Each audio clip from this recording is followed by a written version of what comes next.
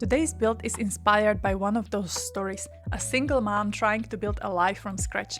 She runs a tiny bakery in Nordhaven where every morning begins with the smell of fresh bread and hope that today might just be a bit easier than the last. By day, she's kneading dough and welcoming customers into her cozy bistro. By night, when her child's asleep, she's crunching numbers and keeping her dream alive. I'm building using only businesses and hobbies, so if you like realistic spaces, cozy interiors, and builds with a bit of heart, stick around. And with that said, let's hop into the build. As I started to build, I was thinking who will be a customer. And when I was a child, my mom and I had a tradition. Every Saturday we visited a nearby cake shop. So I created outside seating with activities for the kids, especially thinking that they would be high on sugar, so they need to get rid of this energy. I've used monkey bars and swings for the kids and the tables around for the mummies to chat. The space is not really big. In my mind, a single mother just rented this space. She didn't have money to have something gigantic, so I was trying to decorate it as good as possible. I wanted to still make it feel luxurious. I've used the paneling walls from the base game, which I think were fitting super nicely. I also put statue in the middle because somehow it symbolized for me a status. And then I also used a beautiful floor from Businesses and Hobbies, which I think elevated the whole space. Let me know in the comments, what do you think, if you would do it differently, and then if so, then what would you change? I've also tried not to make the space too crowded, so there are a couple of tables, but not really so much. Plus, from practical point of view, I was thinking if the mother is working there, especially at the beginning, most probably by herself, she would not be able to handle a space where is plenty of people. I've also enjoyed myself by cluttering the space. I know that Businesses and Hobbies are coming with already cluttered shelves, but I like to do this. I'm enjoying this. I think it gives more dimension to the space. I think it's making it more lived in, more homey.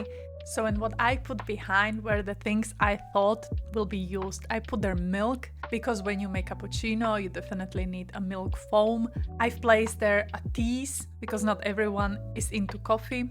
And then I was more or less done with the interior of the shop. So I went outside to decorate the exterior of the buildings. And every time when I'm doing this, I'm trying to stick to what is around me, especially if I'm in some world which has a defined structure, how the architecture around is. And honestly, it was not that difficult since I am from the Europe and this whole world is inspired by the North Europe. So I see these buildings all around me every day. And speaking of European aesthetics, I also decorated this apartment how it would be in the country I'm living. I think from the square meters, this would be around maybe 70, 80 maximum square meters.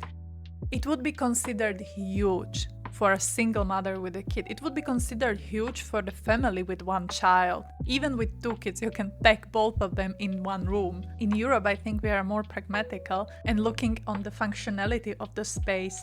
So the rooms are not really huge, especially not in the apartments. You have to be very, very rich to have bigger rooms in an apartment. Already the kitchen which I'm building is to be considered really big. But realistically, with the storyline, thinking of the single mother lives here with the kid. Why is she single? Did the father die? If yes, then she's a widow and she inherited money, so she can maybe afford to live in such a place.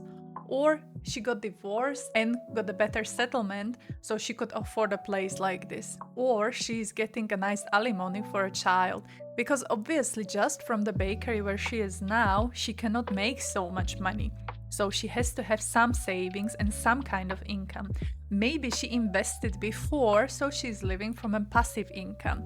All of these are options. The point is, this apartment is considered really big for someone who just opened their own shop.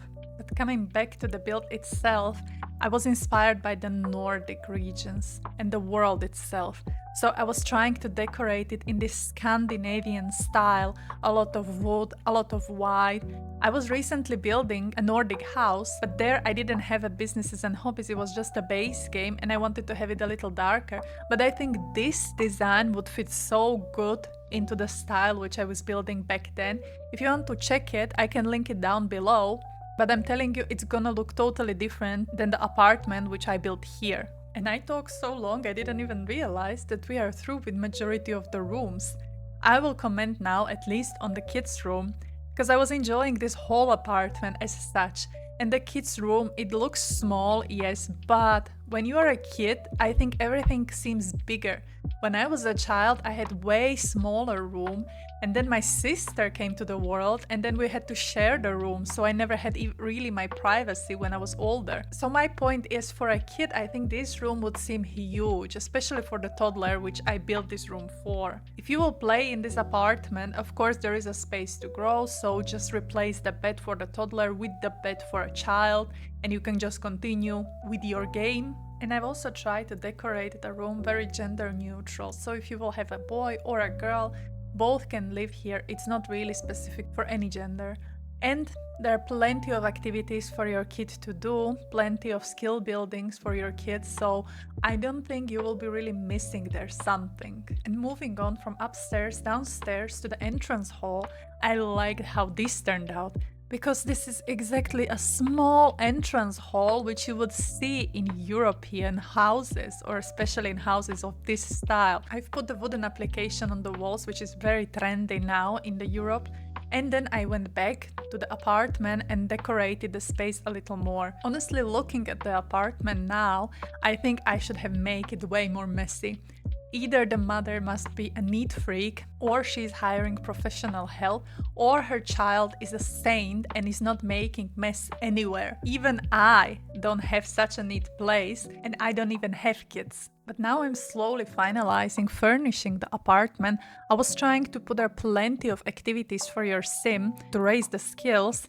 And I was, of course, making it a little more pretty with an extra clutter, extra decoration, extra paintings. And with these last extra touches upstairs, I was satisfied, and I moved back downstairs to furnish the space a little more. I placed there these base game paintings, which to me, they always looked very fancy. They looked somehow Italian or somehow Mediterranean, so that's why I put them there.